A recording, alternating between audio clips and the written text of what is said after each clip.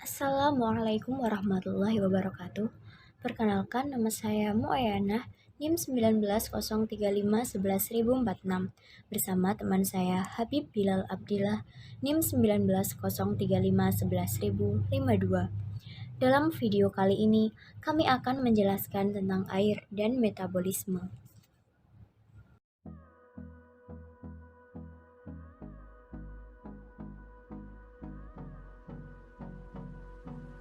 Air dalam kehidupan. Dari sudut pandang biologi, air memiliki sifat-sifat yang penting untuk adanya kehidupan. Air dapat memunculkan reaksi yang dapat membuat senyawa organik untuk melakukan replikasi. Semua makhluk hidup memiliki ketergantungan terhadap air. Air merupakan zat pelarut yang penting untuk makhluk hidup dan merupakan bagian penting dalam proses metabolisme. Air juga dibutuhkan dalam fotosintesis dan respirasi. Fotosintesis menggunakan cahaya matahari untuk memisahkan atom hidrogen dengan oksigen. Hidrogen akan digunakan untuk membentuk glukosa dan oksigen akan dilepas ke udara. Siklus air. Siklus air dapat dijelaskan dalam 5 tahap. Tahap pertama, saat matahari menyinari permukaan bumi yang berupa air. Saat mendapat cahaya matahari, molekul-molekul air akan bergerak. Makin cepat molekul bergerak, penguapannya akan semakin besar. Tahap kedua, molekul-molekul air naik menuju atmosfer dalam bentuk uap air. Lalu tahap ketiga, seluruh uap air naik menuju atmosfer. Semakin tinggi uap air naik, uap air akan semakin dingin. Molekul-molekul air lalu melambat dan saling menempel. Saat itulah terjadi pengembunan. Hasil pengembunan ini berbentuk awan. Tahap keempat, titik-titik air terus bergabung di dalam awan. Saat titik-titik air tersebut cukup besar dan berat, mereka jatuh sebagai presipitasi. Presipitasi dapat berbentuk air hujan, salju, maupun kristal es, tergantung suhunya saat pengembunan.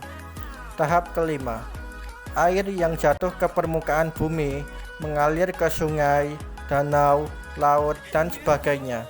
Beberapa air yang jatuh ke permukaan bumi terserap ke dalam tanah dan menjadi air tanah.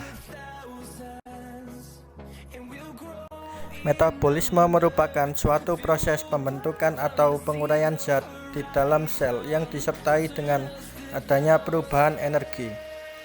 Proses-proses ini terjadi di dalam sel makhluk hidup. Proses yang terjadi dapat berupa pembentukan zat atau dapat pula berupa penguraian zat menjadi zat-zat yang lebih sederhana. Proses pembentukan zat ini terjadi pada proses fotosintesis, kemosintesis, sintesis lemak, dan sintesis protein. Sedangkan proses penguraian zat dapat berupa respirasi sel dan fermentasi sel. Metabolisme adalah segala proses reaksi kimia yang terjadi di dalam makhluk hidup, mulai dari makhluk bersel satu yang sangat sederhana seperti bakteri, protozoa, jamur, tumbuhan, hewan, sampai kepada manusia. Makhluk yang susunan tubuhnya sangat kompleks. Di dalam proses ini, makhluk hidup mendapat, mengubah, dan memakai senyawa kimia dari sekitarnya untuk mempertahankan kelangsungan hidupnya. Dalam proses metabolisme, ada 2 proses, yaitu proses pembentukan dan penguraian.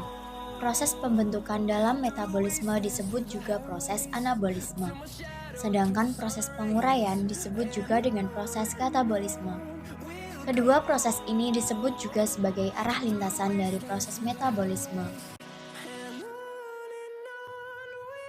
Anabolisme. Anabolisme adalah lintasan metabolisme yang menyusun beberapa senyawa organik sederhana menjadi senyawa kimia atau molekul kompleks.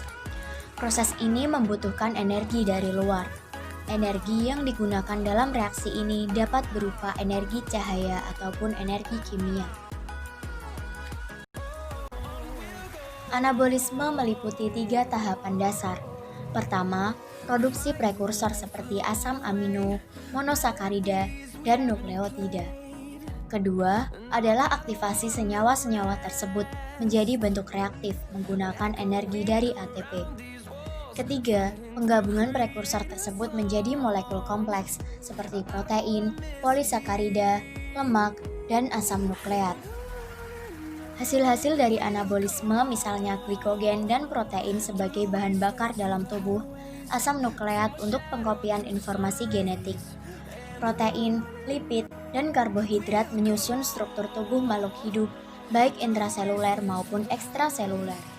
Bila sintesis bahan-bahan ini lebih cepat dari perombakannya, maka organisme akan tumbuh. Reaksi yang termasuk dalam reaksi anabolisme yaitu fotosintesis dan kemosintesis. Fotosintesis adalah peristiwa penggunaan energi cahaya untuk membentuk senyawa karbohidrat dari karbon dioksida dan air. Proses fotosintesis terjadi di kloroplas. Sedangkan kemosintesis ialah reaksi anabolisme yang menggunakan energi kimia.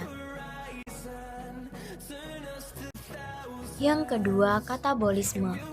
Katabolisme adalah reaksi pemecahan atau pembongkaran senyawa kimia kompleks yang mengandung energi tinggi menjadi senyawa sederhana yang mengandung energi lebih rendah. Tujuan utama katabolisme adalah untuk membebaskan energi yang terkandung di dalam senyawa sumber. Proses pembongkaran ini dibedakan menjadi 2 macam, yaitu sebagai berikut. Yang pertama, apabila pembongkaran suatu zat dalam lingkungan memerlukan cukup oksigen atau aerob, disebut proses respirasi.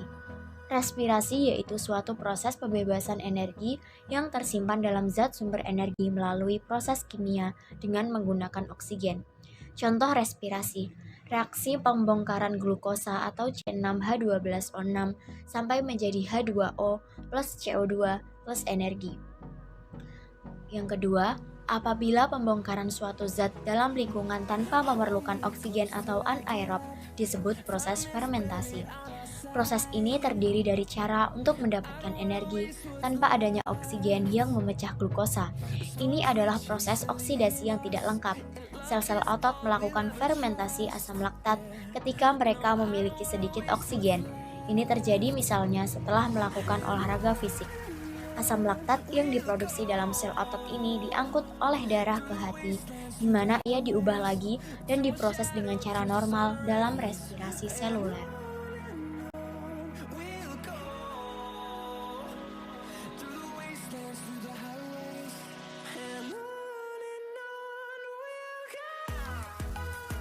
Demikian penjelasan kami mengenai air dan metabolisme.